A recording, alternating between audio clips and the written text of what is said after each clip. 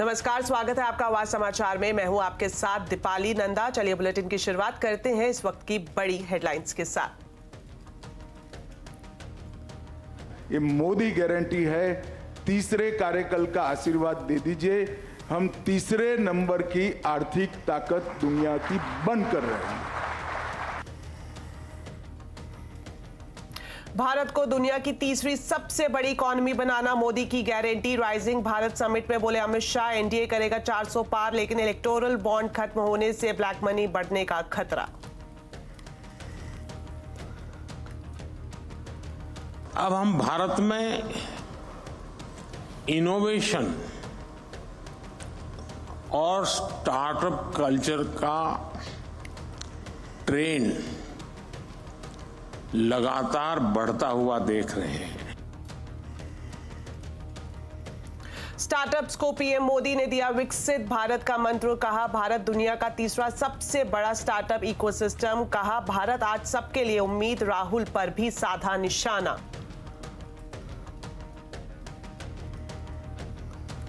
Fade outcome से पहले बाजार में उतार चढ़ाव। सेंसेक्स निफ्टी की फ्लैट क्लोजिंग, लेकिन निफ्टी बैंक निचले स्तर से सुधरकर बंद। मेटल, फार्मा, बैंकिंग, आईटी शेयरों में दबाव।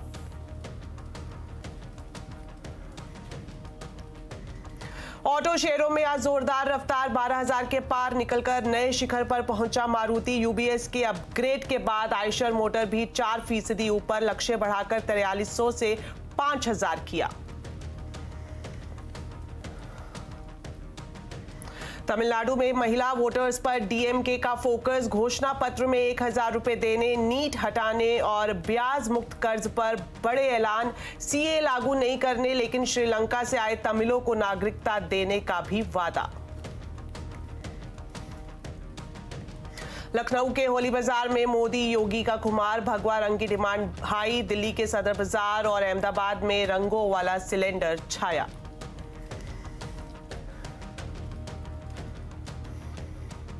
चलिए बुलेटिन की शुरुआत करेंगे न्यूज 18 के मेगा कॉन्क्लेव राइजिंग भारत से।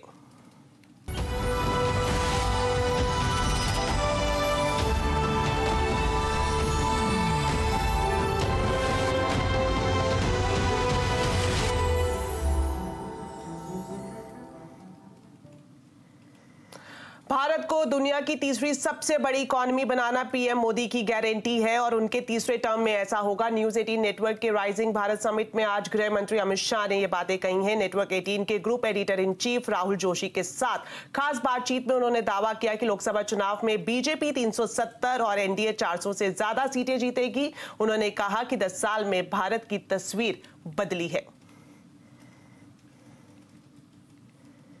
370 एक बहुत बोल्ड आपने टारगेट लिया है, 400 पार एनडीए के लिए।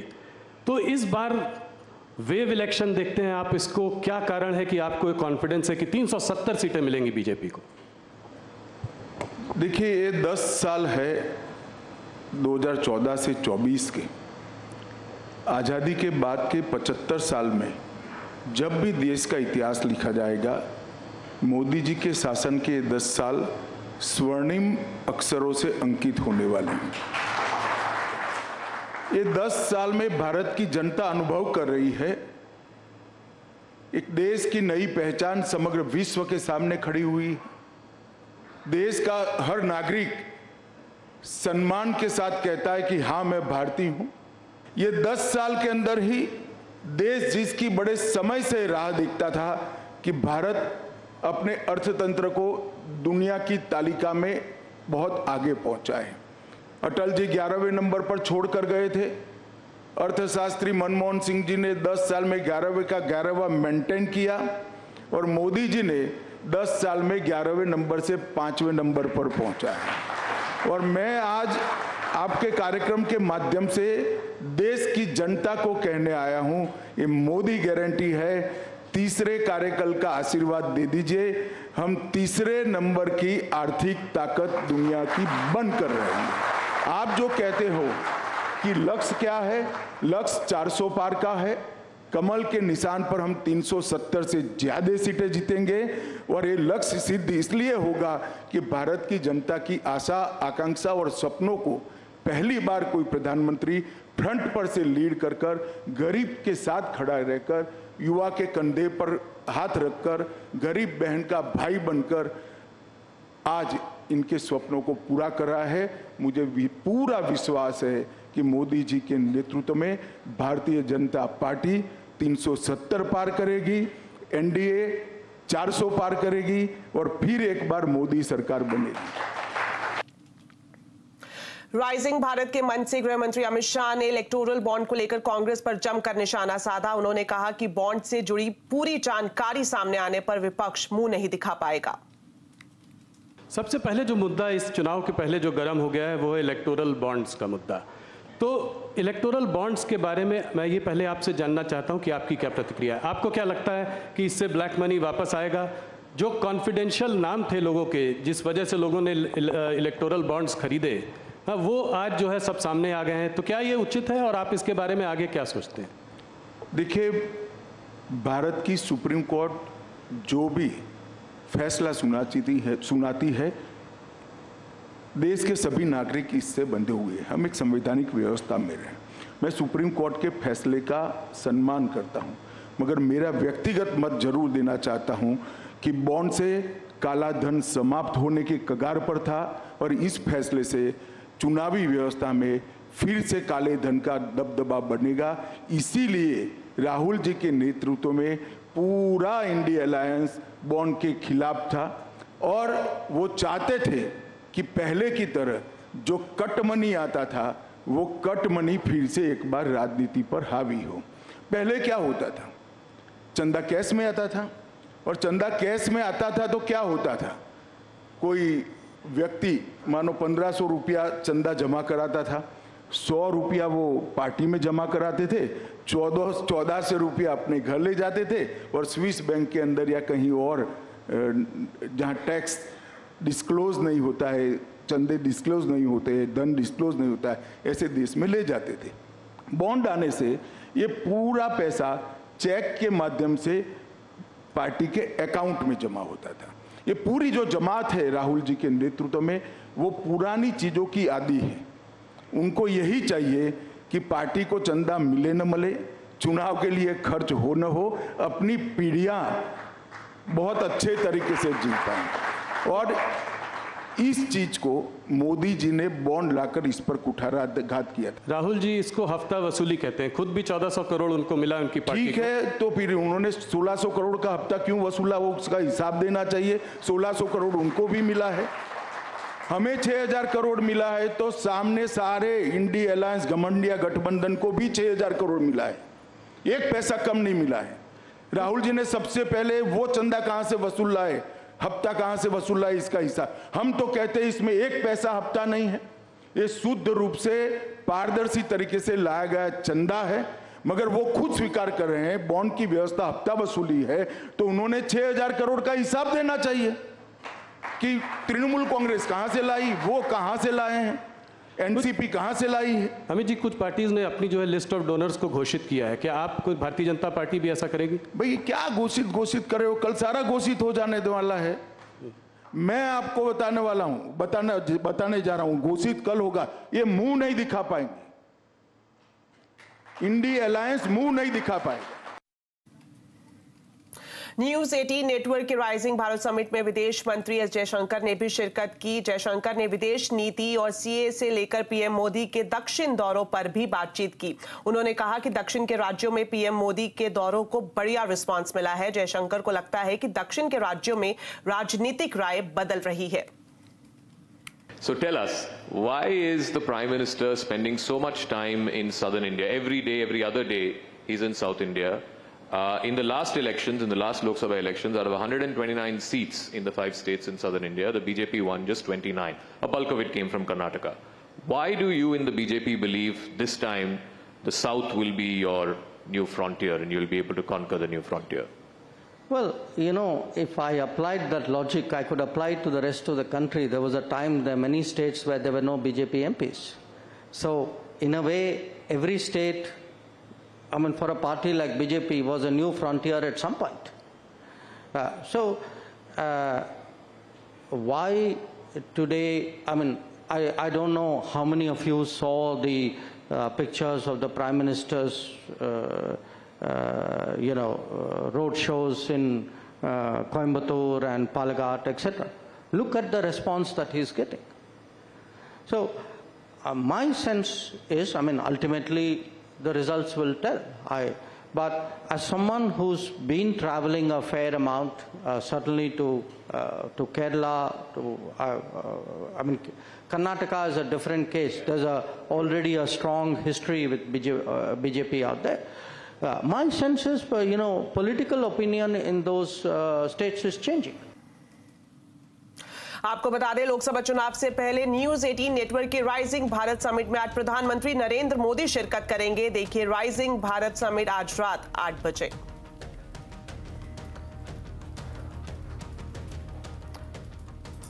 दिल्ली में स्टार्टअप महाकुंभ में प्रधानमंत्री नरेंद्र मोदी ने कहा है कि स्टार्टअप अब एक कल्चर बन चुका है। देश में आज 1.25 लाख से ज्यादा स्टार्टअप्स हैं और 12 लाख युवा स्टार्टअप्स जुड़े हैं।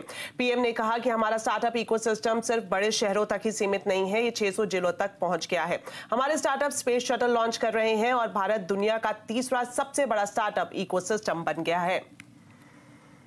बीते दशकों में हमने देखा है कि भारत ने कैसे आईटी और सॉफ्टवेयर सेक्टर में अपनी छाप छोड़ी है। अब हम भारत में इनोवेशन और स्टार्टअप कल्चर का ट्रेंड लगातार बढ़ता हुआ देख रहे हैं और इसलिए स्टार्टअप की दुनिया के आप सभी साथियों का इस महाकुंभ में होना बहुत मायने रखता है। चलिए अब बात चुनावी महासंग्राम की खबरों की।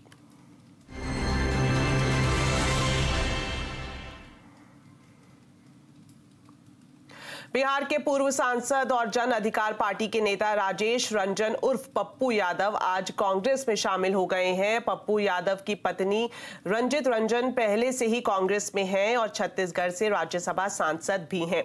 आज दिल्ली में पप्पू यादव ने अपनी पूरी पार्टी का कांग्रेस में विलय कर दिया है। कल रात को वो आरजेडी अध्यक्ष लालू यादव और तेजस्वी यादव से भी मिले थे। पहले से ही ये कयास लगाए जा रहे थे कि वो पूर्णिया से गठबंधन के उम्मीदवार बनाए जा सकते हैं। आपको बता दें, पप्पू यादव को पूर्णिया के सीपीएम नेता अजित सरकार की हत्या के मामले में उम्र कैद की सजा हुई थी, लेकिन बाद में पटना हाईकोर्ट ने उन्हें बरी कर दिया था। 2015 में उन्होंने जन अधिकार पार्टी बनाई थी। तमिलनाडु में डीएमके ने लोकसभा चुनाव के लिए अपने उम्मीदवारों की लिस्ट जारी कर दी है। साथ ही पार्टी के घोषणा पत्र भी जारी किया जा चुका है। डीएमके ने 1 नेशन 1 इलेक्शन को हटाने का वादा किया है। सभी महिलाओं को हर महीने 1000 रुपए देने का वादा भी घोषणा पत्र में किया गया है। पुडुचेरी को राज्य का दर्जा दिलाने, किसानों का कर्ज माफ करने की बात भी घोषणा पत्र में की गई है। छात्रों के लिए कई सारी योजनाएं हैं, जिसमें नीट परीक्षा को बंद करवाने, शिक्षा लोन में छूट देने, कॉलेज के छात्रों को फ्री सिम कार्ड और हर महीने 1 GB डाटा देने की बात कही गई है। लोकसभा चुनाव 2024 में पहली बार बंगाल में हिंसा हुई है। कूच बिहार के दिनहाटा में केंद्रीय मंत्री निशित प्रामाणिक और राज्य मंत्री उदयन गुहा के समर्थकों के बीच झड़प हो गई है। इस हिंसा में एक पुलिस अधिकारी के सिर पर चोट लगी है। दोनों पार्टी कार्यकर्ताओं के बीच हुए बवाल के बाद टीएमसी ने दिनहाटा में 24 घंटे का बंद बुलाया है, जबकि बीजेपी टीएमसी नेता उदयन गुहा की गिरफ्तारी की मांग कर रही है। तो साथ ही चुनाव आयोग एक्शन में आ गया है। चुनाव आयोग की तरफ से पूरे मामले की रिपोर्ट तलब की गई है।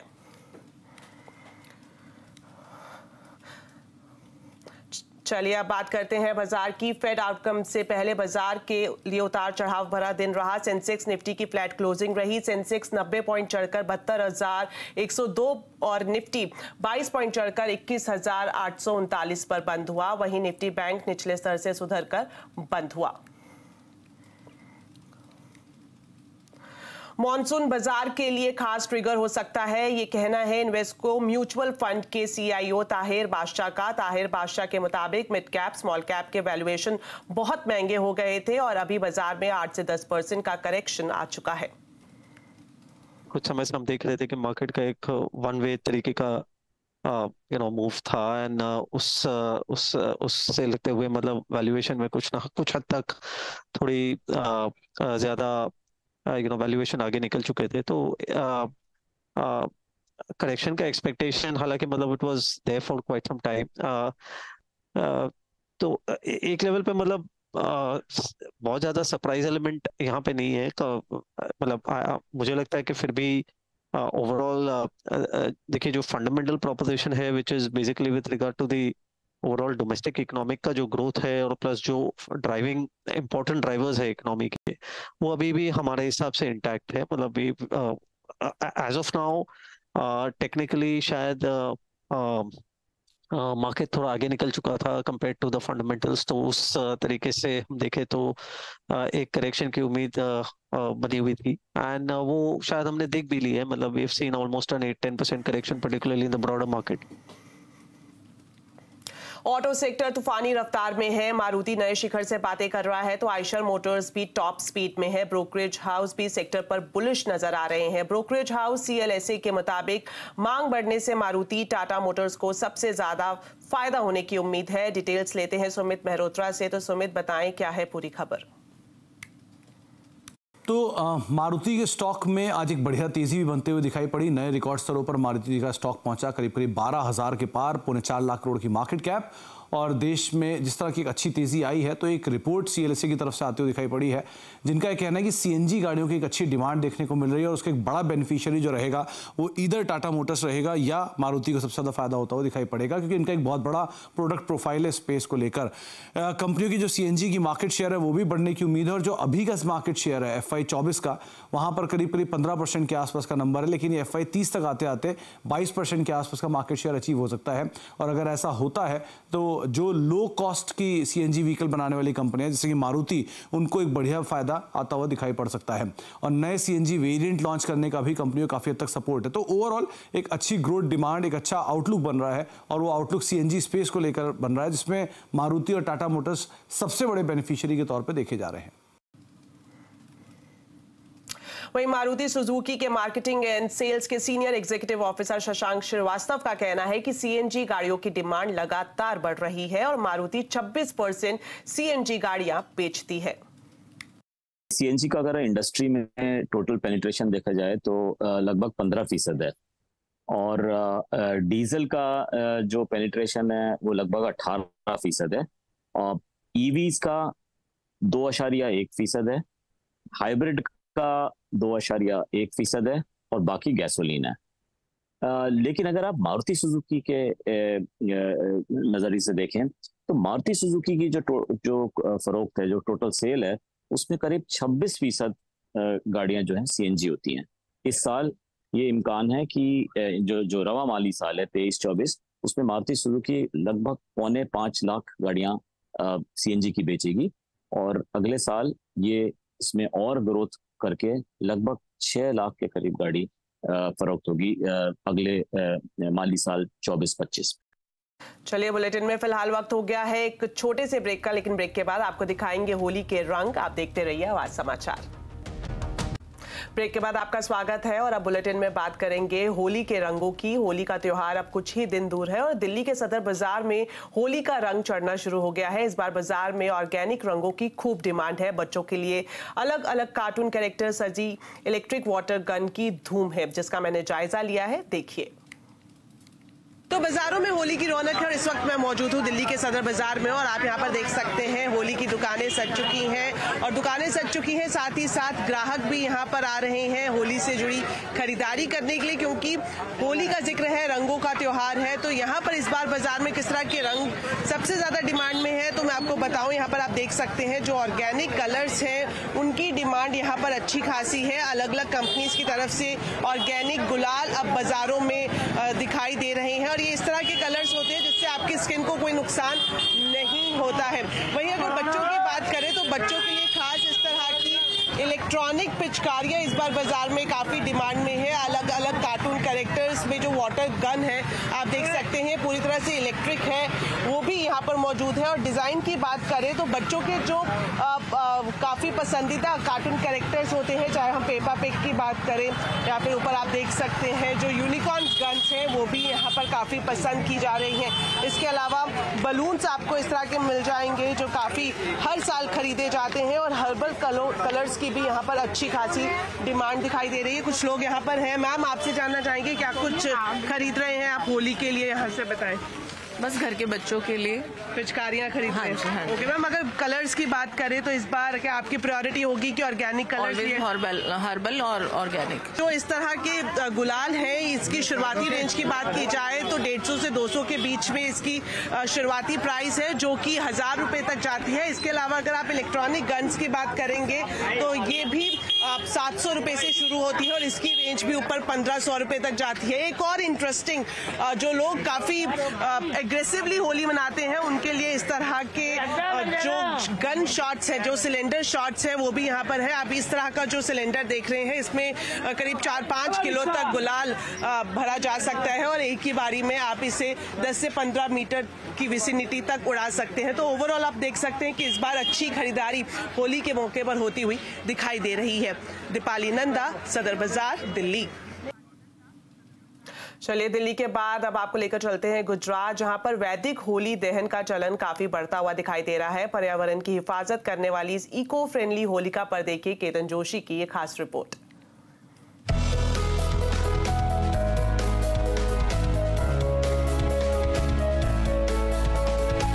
अहमदाबाद के स्वामी नारायण गुरुकुल विश्वविद्या प्रतिष्ठानम यानी SGVP में महीनों पहले से वैदिक होली किट बनाई जाती है जो पूर्ण रूप से गोबर से बनी होती है।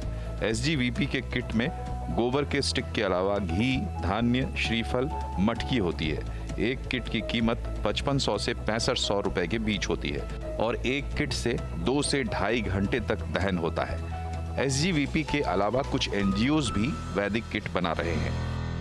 जैसे जैसे बात लोगों को पता चलती जा रही है, उसके बेनिफिट्स पता चलते जा रहे हैं, उसकी लकड़ियों के सामने आज गोबर का वैसे बात पता है तो बहुत तेजी से बढ़ रहा है। अगली बार 200-250 तक था, आज सभी हमारे 3-4 लोग जो कर रहे हैं उनका टोटल बढ़ गया 5000 से ज्यादा वैदिक होली का चलन शुरू हो चुका है। गुजरात की हजारों सोसाइटी वैदिक होली दहन करती आई हैं और अब इसमें इजाफा हो रहा है।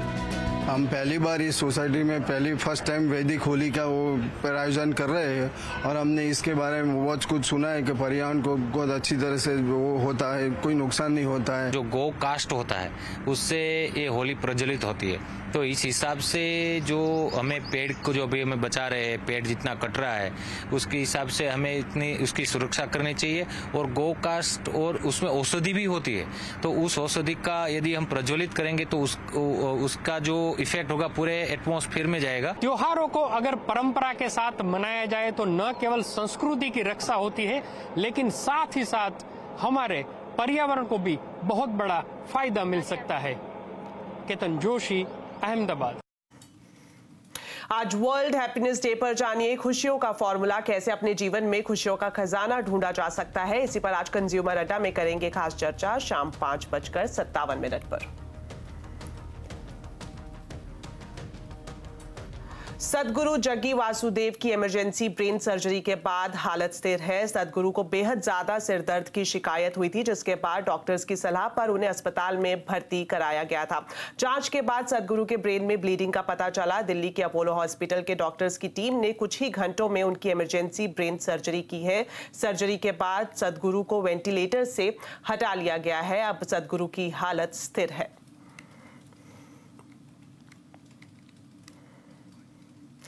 चलिए बुलेटिन में फिलहाल इतना ही। आप खबरों पर अपडेट रहें, CNBC आवाज से जुड़े रहें हमारे सोशल मीडिया हैंडल्स के जरिए। नमस्कार।